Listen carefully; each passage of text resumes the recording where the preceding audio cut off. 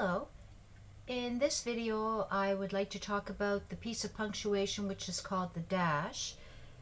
The dash is used to show a break or an interruption in thought, and you use it in between parts of sentences. So you use the dash if you want to include a pause, and it's a pause that it's longer than a comma, but it's not as final or complete as a period. And we use dashes more for effect. If you want to stress something, you want to leave the reader with a certain effect, you would use the dash. Now when you're typing a dash, you use two hyphens, and you don't leave any spaces either before or after the dash. Now the dash has three basic uses. Let's look at each use, and I've included an example which I'll explain to you to make it a little easier to understand. The first use of the dash is to show a sudden break in thought.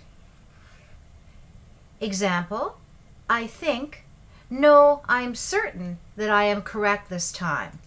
So you've got your dash, because it's a break in what you're trying to say. Your sentence still makes sense even if you were to take out the words in between the dashes. I think that I am correct this time. So here is your break in thought.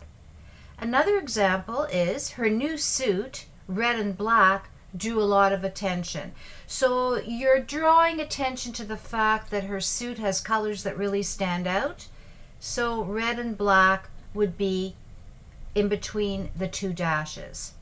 Now if you didn't want to stress the point and you just wanted to add some information, you could have used parentheses, which are brackets, instead of the dash. But the dash is used here specifically for emphasis. The second use of the dash is to signal the end of a list of items. Let's look at this example. Paintings, furniture, lamps, and books all were sold at the garage sale. So you've got your list of items, paintings, furniture, lamps, and books, and then you've got your dash, and then you're saying these were the items that were sold at the garage sale. And finally, the third use of the dash is for an afterthought. You think of an idea that you want to add on after, and it also can be a dramatic thought. So let's look at these examples. Jim left school early today. There's your dash. He had a very high fever.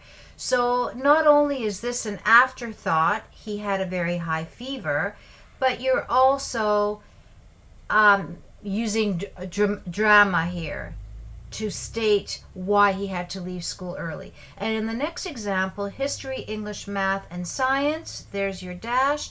I got an A in all my classes. It's for drama, for dramatic effect. You're proud of the fact that you got an A in all of your classes, so you use the dash. Now you could have put a period and said history, English, math, and science, period.